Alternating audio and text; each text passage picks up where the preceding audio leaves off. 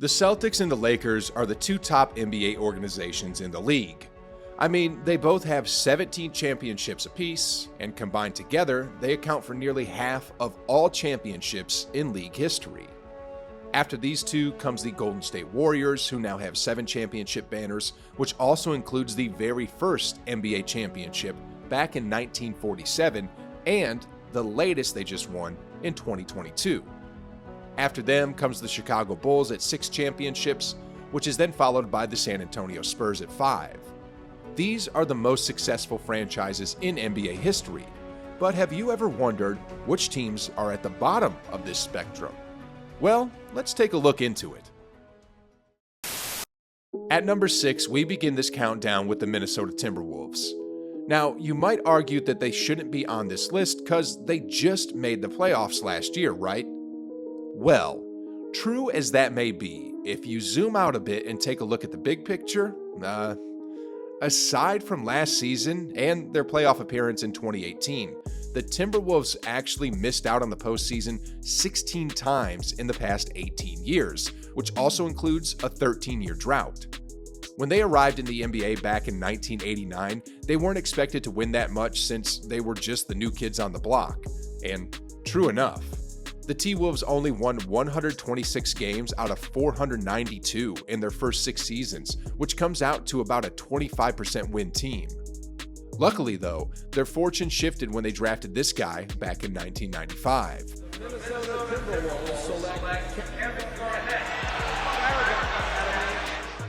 Under KG's watch, the T-Wolves became a legit team. In fact, they made the playoffs for 8 straight seasons, and they were actually 2 wins away from their first ever finals appearance in 2004, which was the same year when KG was also named MVP. But then, it all just collapsed. Right after 2004, things began to fall apart for the T-Wolves when their big 3 got broken up.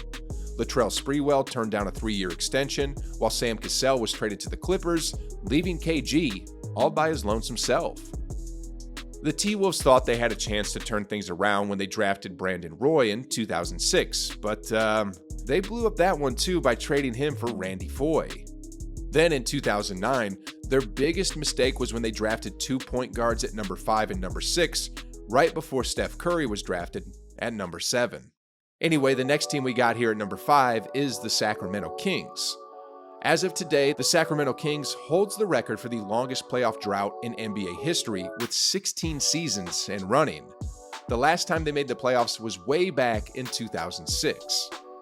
Before 2006, however, it was actually the golden era of Kings basketball, where they would make the playoffs year after year, and if it weren't for some controversial calls in their playoff series against the Lakers in 2002, many believe that the Kings would have won the title that year.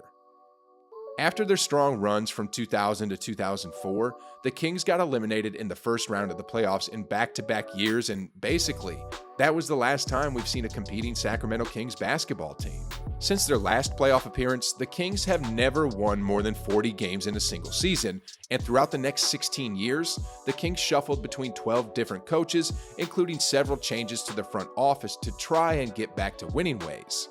But in the end, it didn't matter because the result remains the same. And although they have successfully drafted marquee names like Tyreke Evans, Isaiah Thomas, and DeMarcus Cousins in the past, it was never enough to get them over the hump. Anyway, moving on here at number 4, we got the Charlotte Hornets. The Hornets were a formidable franchise back in the 90s and early 2000s, but things started to dwindle in the 04-05 season when they began wearing this jersey. The Bobcats opened up its first NBA campaign by just winning 18 games, and they would continue struggling for the next 5 seasons, specifically during the 2011-2012 lockout season, where they've only won 7 out of 59 games in total, making it the worst record in NBA history in terms of winning percentage. I mean, this team was so horrendously bad that their leading scorer was Gerald Henderson, who averaged just 15.1 points per game. Anyway, when the Bobcats reverted back to the Hornets in 2014, the struggle would continue as they couldn't find any winning formulas that would put them over the hump. Overall, the Hornets only made the playoffs 3 times in the last 20 years, and those playoff appearances were hardly significant. I mean, 2 of those were sweeps, and the other one was a 7-game loss to a post-Big 3 Miami Heat team. Aside from their struggles on the court, the Hornets also had a long history of drafting busts and subpar players. I mean, over the last 20 years, the only notable players that they've drafted who eventually became All-Stars were Kemba Walker and more recently, LaMelo Ball. And on top of this, the Hornets also made questionable trades and head-scratching roster moves in the past that might have worsened their troubles. I mean, they did trade away Kobe Bryant, right? Anyway, let's move on here. At number 3 for the worst franchises in NBA history, we've got the Vancouver Grizzlies. Following the huge success the NBA had in the mid-90s, the league began exploring new markets beyond the border, and in 1995, 2 Canada-based teams were awarded a franchise. The first one was the Toronto Raptors, and the other one was the Vancouver Grizzlies.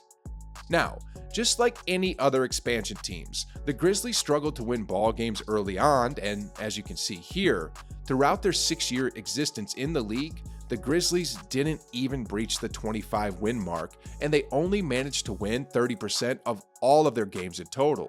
Despite drafting top prospects like Sharif Abdul-Rahim, Mike Bibby, and Big Country Brian Reeves, the Grizzlies still struggled and had a hard time putting up wins. Among the players that they drafted, however, Steve Francis has got to be the most interesting one. See, right before the draft in 1999, Francis already informed the Grizzlies that he's not interested in going up north to play for them because they weren't that good. But despite his warnings, they still selected him. You can see how sad Francis was when his name got called, and in an interview, he said what was running through his head at the time. I damn near cried when I got taken by the Grizzlies at number 2. I was not about to go up to freezing Canada, so far away from my family, when they were about to move the franchise anyway. I'm sorry, but actually, I'm really not even sorry. Everybody sees the business of basketball now. That team was gone. The only thing I'm sorry about is that I went up there and gave probably the rudest press conference in NBA history before they traded me.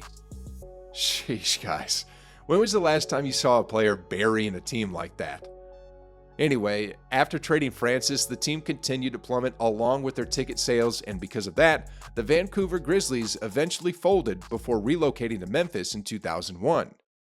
Alright guys, at number 2, we got the New York Knicks.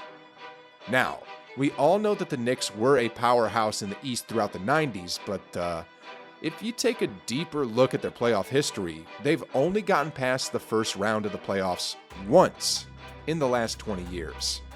Apart from their playoff appearance 2 seasons ago, the last time they made the postseason was during the Carmelo Anthony era when they got defeated by the Pacers in the second round of the 2013 NBA playoffs. And the crazy thing is, that was their most successful season in 22 years. One of the main reasons why the Knicks have been labeled as a cursed franchise is both because of bad luck in drafting potential superstars and bad decision-making in trying to acquire big names. I mean, take a look at some of the big names they missed out on draft night. In the stacked 2003 draft, the Knicks picked the overweight forward Mike Sweetney at number 9, bypassing the likes of David West, Leandro Barbosa, and Kyle Korver. In 2006, they selected Ronaldo Balkman at number 20 over the next pick, which happened to be Rajon Rondo. And 2 picks after Rondo, well, that pick turned out to be Kyle Lowry. In 2009, the Knicks wanted Steph Curry so bad, but again, Lady Luck was not on their side, so they settled for Jordan Hill. Now, if that wasn't bad enough, the next guy who came after Hill was DeMar DeRozan, and there was also Drew Holiday at 17 and Jeff Teague at 19 as well.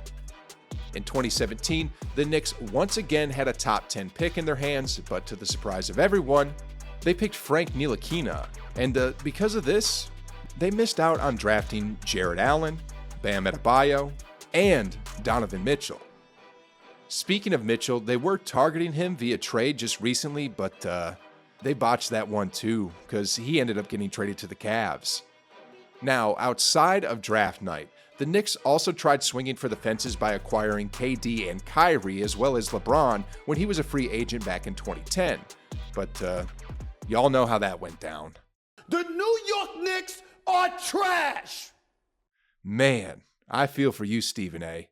Anyway, guys, we're down to the last team, and at number 1, we have the Los Angeles Clippers. They're famously known as the Flippers, and many fans around the league say that they live in the basement of the Staples Center.